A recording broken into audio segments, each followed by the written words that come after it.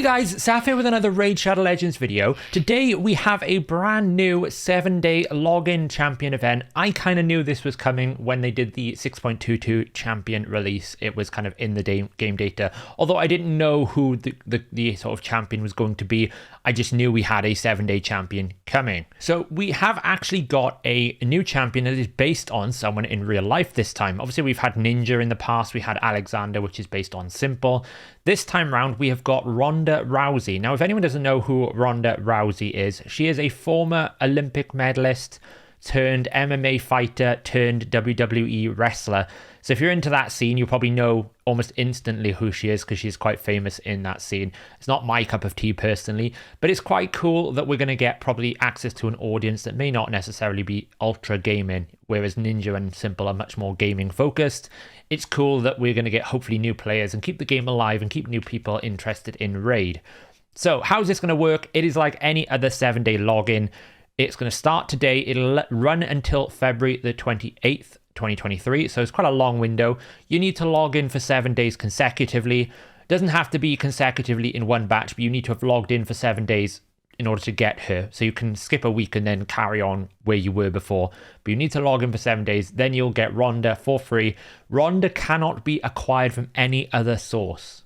Now, there is a special event that I saw in a news article that will allow you to get her after the 28th for new players only. So I think they probably do a special promo code for new players maybe. But if you don't get her by the 28th, you are going to miss out and you cannot get her like Ninja, which I think is a pretty big mistake on Plarium's part.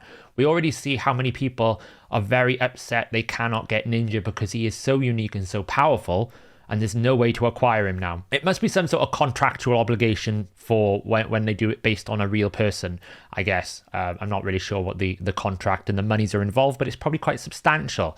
So if you log in and you get her, you will get a Ronda champion. She's a Bannerlord legendary. We're going to do a bit of a breakdown of her kit in a second. There is also a new promo code out, Ronda. I think it's Raid Ronda. You can get some energy, you can get some multi-battles and some silver, which is pretty cool, right? It's cool we've got this kind of like collaboration. I like these sorts of hype things within the game. Access to new players, keeps the game alive, very good. So we've got the Ronda chase here. We're going to get Savage gear, which is really cool. Access to Savage gear for early game is pretty difficult, and accuracy is a bit of a rubbish set now, to be honest. She is a damage dealer, so it's good that we're going to get a damaging set. Although lethal is obviously better than Savage now a little bit, but that's fine. It's not a problem. You still need to roll good sort of stats on here, otherwise these pieces are going to be useless, and it is a bit disappointing the first two are 5-star, but the sort of the main ones that matter, which is going to be the chest, the gloves and the boots, are 6-star. So let's take a look at the art here. To be fair, Ninja's face got a lot of criticism because it didn't look anything like him. It was a bit weird, but they've done a pretty bang job in terms of mirroring the real life person in the game here. This looks like Ronda Rousey. It acts like her, you know, a bit of a fighter MMA feel to it. We've got some fiery fists. They've done a very good job in the art department, as they always do, to be honest.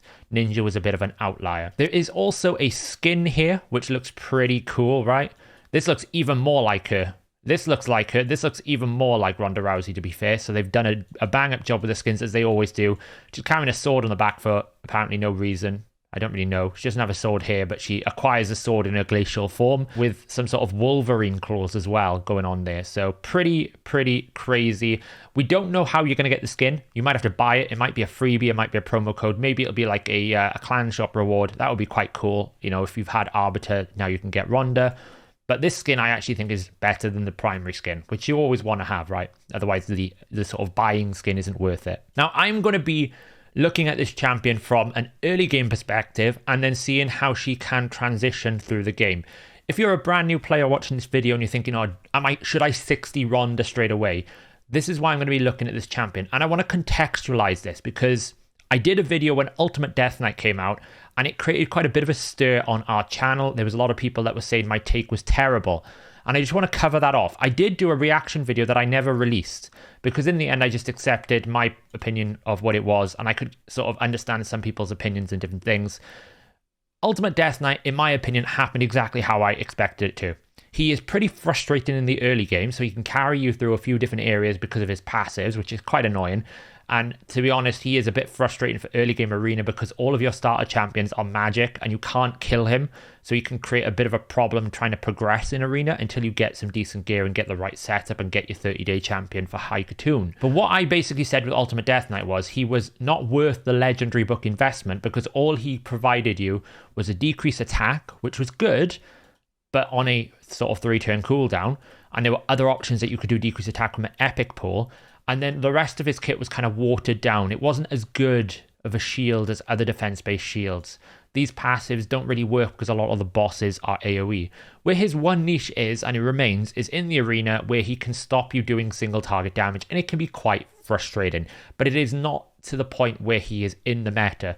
You know, you don't see him on arena defenses in high-end meta. You see him sometimes in 3v3. Like if I look in 3v3 here, I might find the odd Ultimate Death Knight. There's one over there. There's one here.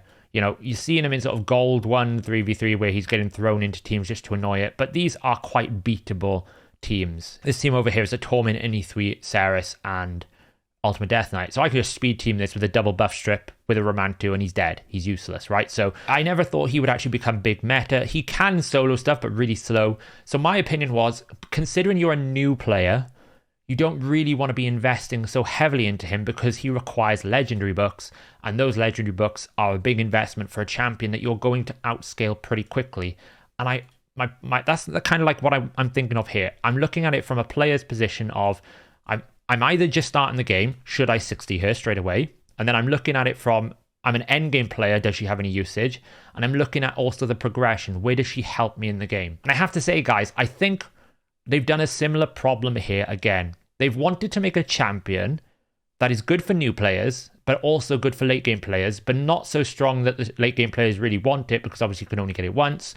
And we're in this weird position where they've actually made a champion that actually is not good for either of them, in my opinion. And let me explain this before everyone in the comments goes absolutely berserk saying I've got a bad take again. So if we're talking about early game, your goal is to get Clan Boss Ultra Nightmare down as soon as possible. That is kind of like your first goal because you want to get those rewards. So you need champions that can do sort of important roles. Either an ally protector, you want a decreased attack champion, decreased defense, maybe a poisoner. You want someone that can maybe heal, do increased defense, some support utility alongside that. People start with Kale because he can poison, and poison is early, accessible, high damage when you don't have gear. You can't do lots of damage early game if you haven't got the gear through direct damage. And if you do, you're going to have squishy champions, and that's a problem. And what Ronda doesn't really bring for that kind of goal is anything that's going to help you in Clan Boss. We don't have a decreased defense. We don't have a decreased attack. At least Ultimate Death Knight had a decreased attack in his kit. We don't have any increasing turn meters. We don't have a HP burn. We don't have any poisons. We don't have any speed auras. We don't have an ally protection. There is nothing in her kit that you would go, she's instantly good for Clan Boss, outside of this passive. Now, this passive is good, but when we actually assess the damage, if you kind of think 30 turns in a Clan Boss on a 1-1, because this really requires you to be going on a 2-1 ratio to get a lot of value from it, you know, more attacks equals more of this happening. Well, you've got a 15% chance. If you've got 4 champions always attacking on a 30 turn, that's 120 opportunities for this to proc, which this translates to about 18 activations. Well, based on her damage on around about 4,500 attack, 200% crit damage, which potentially is quite high end for a new player, I've estimated this would do around about 2 million damage, this passive, based on that, her sort of multipliers on her A1 and using this activation on a 30 turn window. That is about the same on average as if I was basically running a tankier Dark Kale. Where is he? He's a Dark Elf for his A4 only. Because this will basically happen around about 8 times over a 30 turn, based on his cooldown of 4 turns. It's a rare champion, so you only need rare books, much more accessible than legendary books. He's going to place poisons sort of 50% of the time. He's going to place 4 on the target. So on average, per activation of the A3 here, he's going to place 2 poisons for 5% for 2 turns. That translates to roughly around about 1.8 million. So if we're looking at a comparative passive of, should I max Ronda first and then use her instead of Dark Kale in the Clan Boss? Well, Dark Kale will probably output more damage, requiring less attack, because you can build Dark Kale tanky and he will still match this passive damage. So outside of damage, she brings nothing to Clan Boss. So that first target for me is a bit of a red flag. Now, in terms of dungeon progression, again, we have no AoE decreased defense. We have no turn meter boosting. We have no AoE crowd control. We do have a single target block active skills that can't be resisted, so you don't need to build it with accuracy. That's great. But in terms of like controlling waves, getting you through different dungeon stages, she doesn't help you kill the dragon. She's not got any turn meter control for the spider. She will help you for Fire Knight. She's a very big, she's a multi-hitter for Fire Knight. We got basically, what is this? 3 hits, places an extra target if this has less than 50%. So that's only really going to be 3 hits on when you start the Fire Knight, but you get 3 hits into a 3 hit. So for Fire Knight, she's probably very good, although she doesn't have any turn meter control. So that's something you need to keep in mind. Yes, she's going to be able to get the shield down, but she won't help you keep the turn meter down. She's probably not good for Iron Twins at all. Ice Golem, I can't really see where you would use her apart from a wave clear, but then she's going to be super squishy. She is going to have a shield at the start of the round, but you can't reapply it. So whilst you're going to get a shield there, you can't then reapply that shield. She's not always going to be tanky. So from a dungeon progression point of view, if we're thinking of champions like Deacon as an option, maybe a champion even as basic as someone like a stun set, the old 2020, 2019 option, where is he? I always forget which faction he's in. I think he is in an Ogryn. An old-fashioned AoE A1 and AoE A2 Bellower in a stun set is going to do more for you in sort of dungeon progression than this champion will give you, because he at least will provide a way for you to control the waves. She doesn't provide you that. So unless this is going to kill the wave, it's almost not good. And are you actually going to have the damage to be able to do that on a 4-turn cooldown? You're not going to have reset champions. You're not going to have anything else. So you're going to need control. So I think when you compare it to champions that you want for progressing through the waves of dungeons, again, she doesn't really add any value. Now, if we were to consider how she sort of scales throughout the game, so if I book her early, do I have a use in mid game? Do I have a use in late game? She can be your primary AoE arena nuker. She will be able to go all the way up, I think, until about early gold 5. But I would say Kayle can do that also in the right team setup and the right gear. So she can hit hard. She does hit harder than Kayle. In terms of the starters, her AoE nuke is pretty good. I wouldn't say it's necessarily anything crazy. We are talking an ethos level of nuke, which is almost like the mid to high end of A tier now. It is not anywhere near the Trunda, Heffrak, and Baron damage dealers, but it is quite close to the ethos level. So in terms of arena nuking, she can transition to be your primary arena nuker, probably for the majority of your life cycle until you start wanting to push plat, I would say. Now for high-end platinum arena, this doesn't do enough damage. So straight out of the bat, she is not a nuker. She cannot match it. She's nowhere near the Baron and the Heffraks. Trunda and Heffrak are struggling to stay in the meta right now. It's pretty much only Baron because he ignores shields and 80% of the defense, and he doesn't require any setup, where Heffrak and Trunda require the right setup to make it work. So she's not going to be an AoE arena nuker. She could have some utility that I've been speaking to some high-end players in terms of sort of knocking out Mithralas with this A2 ability. It doesn't require accuracy, so the block passive skills would disable her passive where all of her resistance comes from. But that still assumes that the Mithrala doesn't have any sort of untouchable or immunity or stone skin. If she has any of those effects, this isn't going to work. It's nice that it ignores shield, so you bypass bolster, you can bypass some of the neck rep protections, but it doesn't ignore ally protection.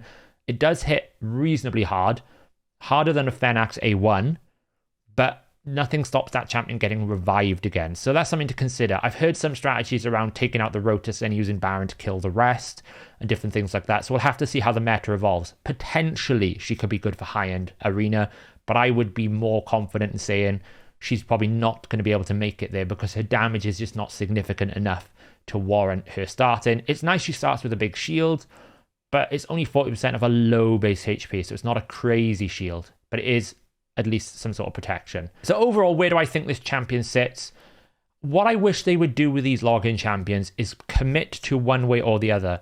Either make it a competent starting champion so that you can basically progress through the game, or make it something that's very strong for high-end arena or high-end usage that has an actual use, because she's now in this kind of middle thing of, well, she does decent amount of damage, but she's not really better for a starter champion, in my opinion, than Kayle. I would still 60 Kayle over her, because with Kayle you get poisons, and poisons give you access to defeating the dragon and the clan boss much better than this champion will give you. If they would just make it so that she had a decreased defense on one of these abilities, then I would say she's much stronger. because she gives you some form of utility. But when you're trying to build your first clan boss team, you don't really have space for an attack-based damage dealer because you need to keep people alive. So immediately you're reducing their damage output, and she's not bringing anything to the team when you need an ally protector. You need someone who can do decreased attack. You probably need someone who can do decreased defense, and it's not likely you can find many that can do decreased attack and decreased defense together. And then you're starting to run out of space already. You know, you probably want someone who's got some protection elements in there. She doesn't really fit because she takes too much in. She doesn't really bring anything to the team. If we compare her to someone recently that got added to the game, which I think is a good comparison, is Michinaki. He's also magic, but he's defense-based. Now, he has a similar passive where 50% chance to join the attack. But what you get with Michinaki is you get a double AoE to start with, which is much better for Arena. You also get a decreased defense and a decreased attack in that kit, as well as a HP burn. So when we're talking about utility, if this ability was on Ronda, then I think all of a sudden I would say she's the best login champion we've had in a very, very long time. She probably isn't as good as Ninja because Ninja is so special, but she's way better than Alexander, way better than Deliana, way better than any other champion because you can use her at the start. You can probably start her as a 60, first starter 60, and you can probably run with her all the way through into the late game and have usages. You're not going to waste them. And I always say whenever I'm talking about these login champions, you have to remember it's a legendary champion. Do you really want to invest your first 10 bucks into Ronda? Now, you can run her unbooked, but when we compare this unbooked on a 5-turn cooldown versus a fully booked Kale A2, which only requires rare books, the damage is still stronger for Ronda a little bit, but it's not as big of a gap. We're talking like about 10% difference instead of sort of 30% difference. These books do really make a big difference to her. So it's a question of, do you really want to be committing so many books of legendary quality to a champion that is basically an arena nuker? If we're giving her any sort of if we're being harsh about her kit, it's an arena nuker. So let me know in the comments what you think, guys. That's my opinion. I personally would still 60 my Kale, and I would be looking for that clan boss team. I'd be looking for an ally protector. I'd be looking for a decreased defense if I'm in the early game. If I'm in late game, I may be considering this ability for some niche scenarios, some specific defenses I need to defeat, but she's magic based. That is a bit of a problem for a lot of those different scenarios. It's great into the Mortu Macabre meta and stuff like that, but it won't be great into force defense champions. And she's not very good at dealing with the ultimate Death Knight problem in early game arena. You need someone who can nuke that isn't magic, because she's weak affinity to Ultra Death Knight. So even if you try to do this on Ultimate Death Knight, you could weak hit, and then you have to wait for it again, by which point he's healed back up because you keep weak hitting. So that is the problem with early game Ultimate Death Knight. Let me know what you think in the comments below. Maybe I'm being a little bit too critical of her. I do think it's probably better than the Ultimate Death Knight a little bit, because at least you're getting damage out of her kit as well, where Ultimate Death Knight had decent damage, but it wasn't that crazy. But I will catch you guys in the next video.